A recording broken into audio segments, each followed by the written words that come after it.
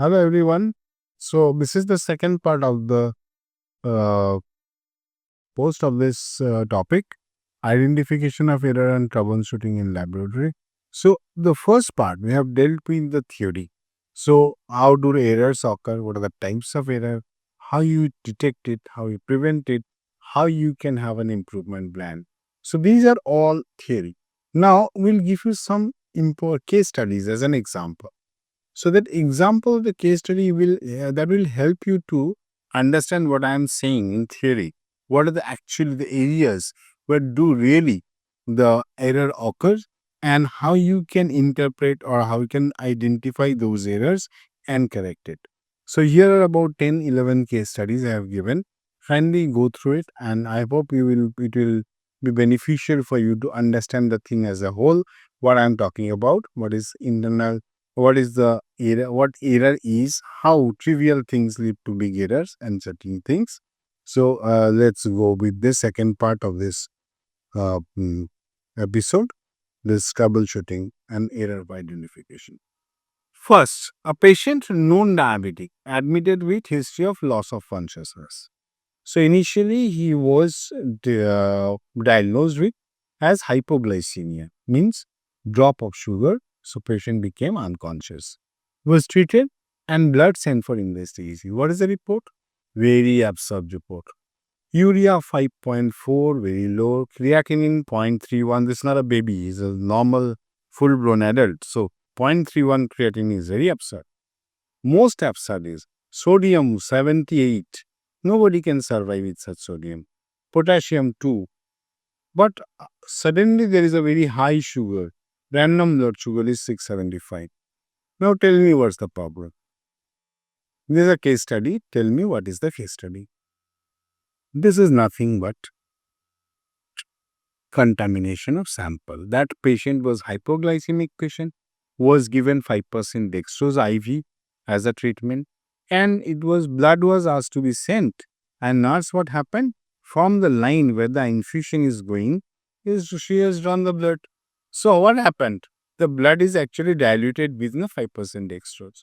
That is why the sugar value has rose up and all values became almost less than half. This is why the sodium is 70, potassium 2, creatinine 0.31, etc. So this is a clear case of a sample contamination because of drawing blood from infusion site. So what will be your preventive action? So you will have a clear directive how to draw blood when some infusion is going on.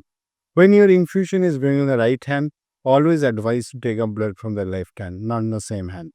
But sometimes it may happen that the entire hand is totally plastered, so you have to take a blood from here. Then you stop the infusion for certain time. Usually we call for 10 minutes, but that is may not be feasible for a very critical patient. So stop up at least for 30 seconds and then clear that area and draw the blood from here so that you are not drawing a contaminated blood. Next is again a diabetologist is call me up and send your reports are wrong because you are giving constantly high HbA1c result which is not matching with the sugar report. So then I thought that is okay, fine. So let's see. So PT result I have found that outlier is there with a plus 3.4 SDI score. So this SDI means standard deviation index. So when you call plus 3.4 means you are biased from the upper side. So that raises a confusion.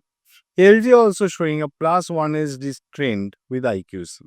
So that is a clear idea that my system is at fault. You need to do a calibration properly.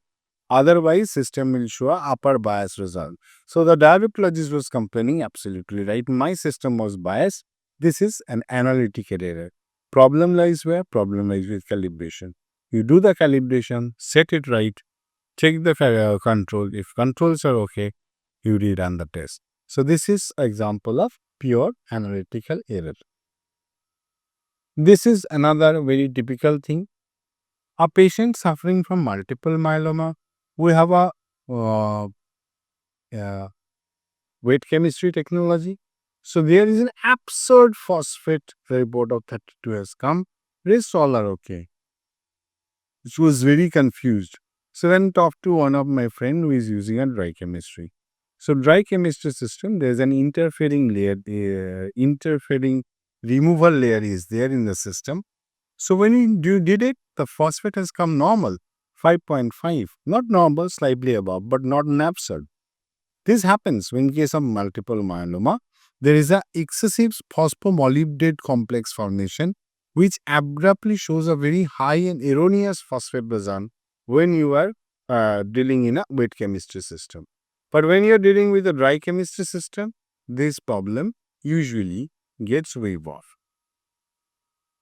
Now, in the blood draw case, how many mistakes do you find? I can find several. First of all, the bare hand. The blood is drawn in bare hand, number one. Number two, the person is touching the area of prick. That means contaminating the area. Instead of a good tourniquet, it is using some rubber band, which is actually causing damage in the muscles. And also, the angulation of the navel is very wrong. So, in small areas, you can find so many mistakes, and each and every mistake can be reflected in the end with the erroneous result. Then there's a very interesting case you will find a patient admitted in CCU. Patient is on TPN. TPN means total parenteral nutrition. That means all nutrition is going via vein. It's a burn case, so going via vein. So at morning 8 a.m., blood sent for electrolyte and lipid profile. So the report has come like this: cholesterol 298, TG 3590, sodium 112, potassium 2.4. So the problem is the consultant called me up and said that what the hell is this? The day before yesterday, patient has a normal sodium. How much the patient is awake, patient is conscious, there is no problem in that. How often so much the sodium can drop down? Why this process is? Then I called up in the ward and found this. The patient was having TPN. That means TPN means is a mixture of heavy protein and lipids, and it is fed intravenously because the patient cannot be fed by mouth, and this usually is given at night when the patient is in sleep. So in the morning, the sample is not a fasting sample. So anybody who has got a wrong notion that fasting sample means overnight morning result. But for this case, the patient is actually fed with this intravenous vitrinics whole night. So in the morning, her blood was full of chylomicrons. So for this patient, fasting means when there is no such food and all the chylomicrons and lipids are cleared from your body. So in that case, this patient should have been fasting at 8 p.m., not at 8 p.m. So at 8 a.m., the whole night TPN was there in the blood. There's huge amount of triglyceride is moving in the blood, making the blood the pinkish like lipemia. And what happens this kind of cases? Whenever there is a lipemia, excess lipemia, you may suffer pseudo hyponatremia. So the patient's sodium report was wrongly low showing because of this turbidity of the sample, because of the lipemia of the sample. So this particular thing is because of this chylomicronemia that is happening. So here the entire problem lies where timing of blood collection. 8 a.m. cannot be fasting for this patient. If you at all want to do the lipid profile, you should do it at 8 p.m. because overnight you are given food to this patient via IV. And also, you can find how lipemia is affecting a sodium potassium result. This is a very clear-cut case sample. On the pre-dialysis, you can find urea 188, creatinine 9.78, and potassium 7. And after dialysis, the suddenly all came down, potassium becomes 42. How could it happen? What is the result? Very simple. It's a transcription error. It's a manual typing error. It was 4.2, just one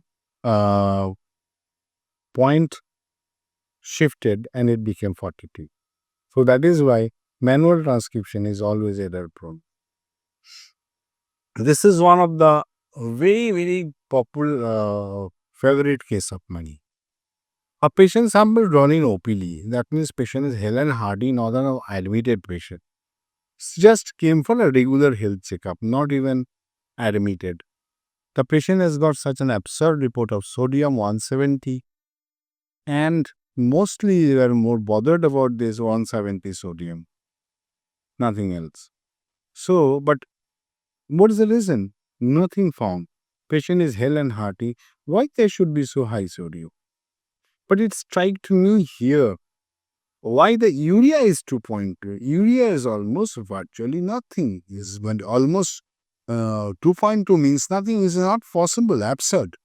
That clicked me. I have checked the sample. Sample is not plotted properly. I called up the phlebotomist who has taken the blood. They said, "What happened? Tell me the truth." Now it came the truth. The phlebotomist is actually drawn the blood initially on sodium fluoride vial or glucose. Later on, he realized, oh, there are some serum samples also. So now he poured some of the blood in the serum vial and sent it to the lab. Now what happened? Because of the sodium fluoride, sodium got contaminated and giving such a high result. And more funny is, fluoride being an inhibitor of urease enzyme, urea reaction did not have occur again at all. So you have given such a low urea. So you see, just because of the wrong vial was chosen, a haywire kind of result has come up.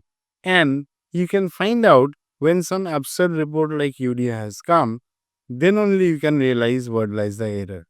So that is why you have to be very much alert and you have to be very much, all your antennas should be on when you are discovering or you are actually interpreting such a result. This is another typical example is that on a police health checkups goes on in my hospital. So one of the superintendent of police, a very young, fit gentleman, very well built.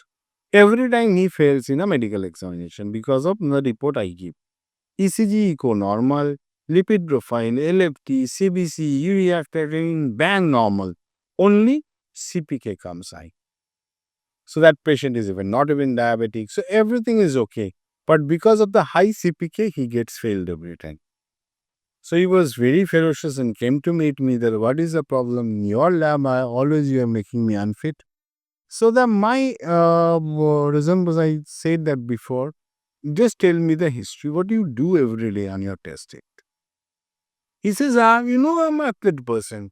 I go for a round of walk. I do some brisk walk.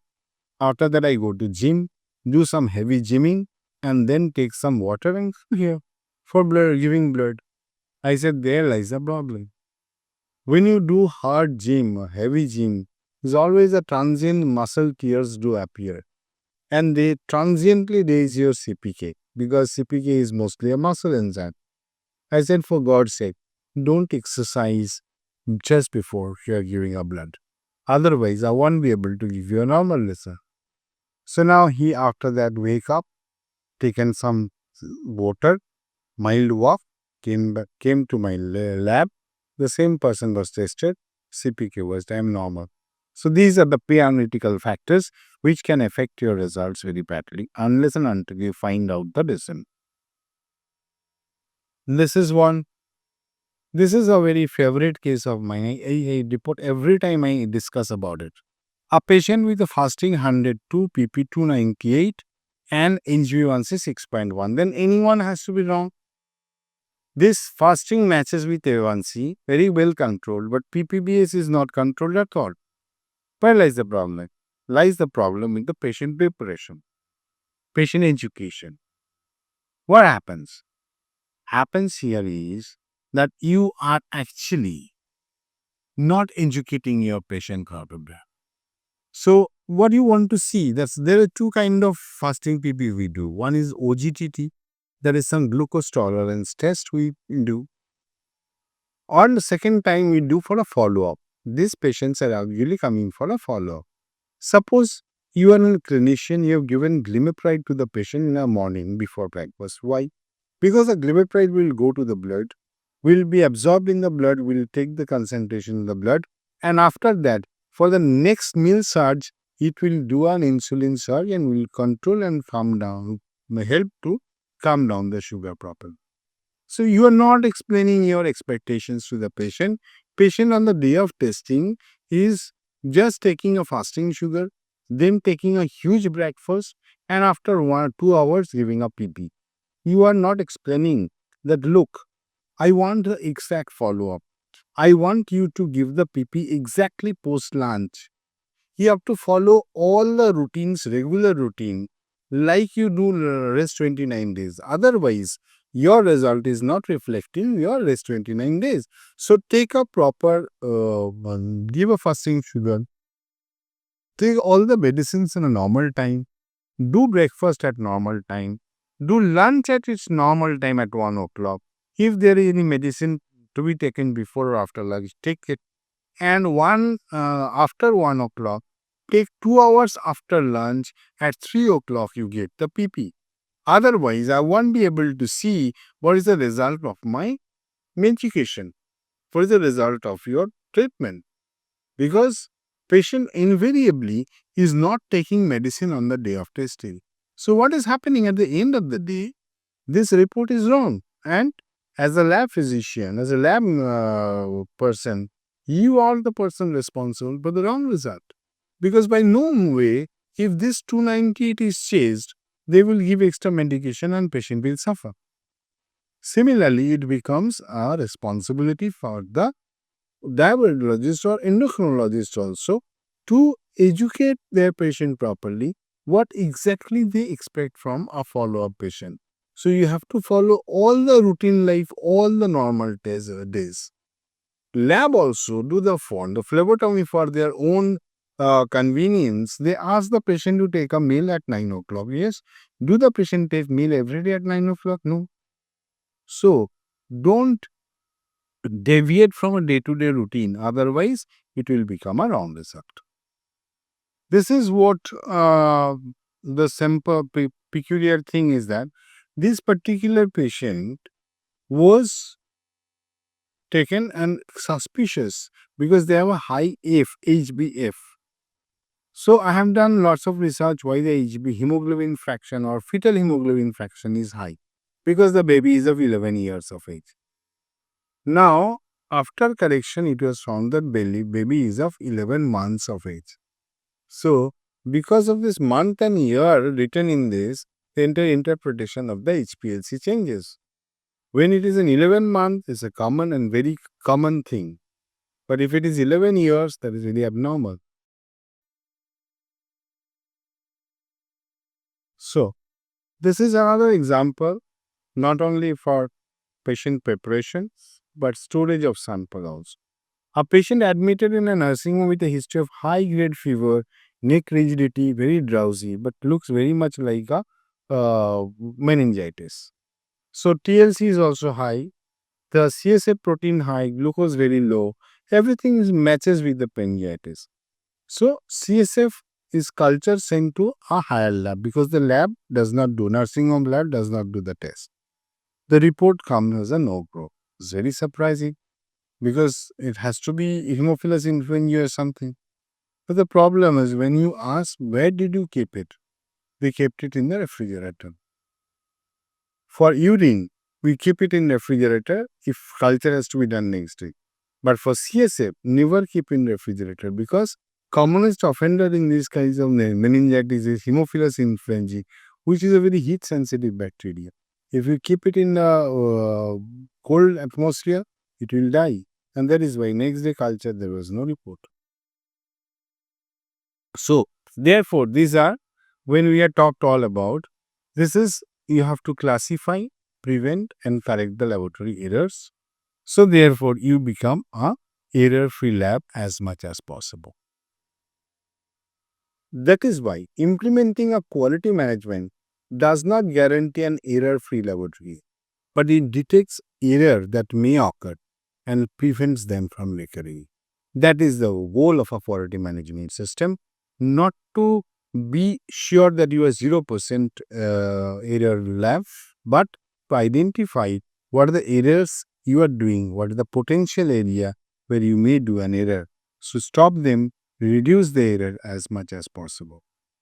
So conclusion, a practice of keeping a record of the errors at all stages of analysis and then devising corrective strategy or their prevention can gradually free a laboratory from such error. So now how many errors you have found in my PPT? So your answer may be can't found it maybe so much, so many of the errors. So anyway, so any questions, put me in my inbox. I'll try to solve it as much as possible. And thank you for your patient listening. Do subscribe more and more and support us more and more for that in future. Thank you.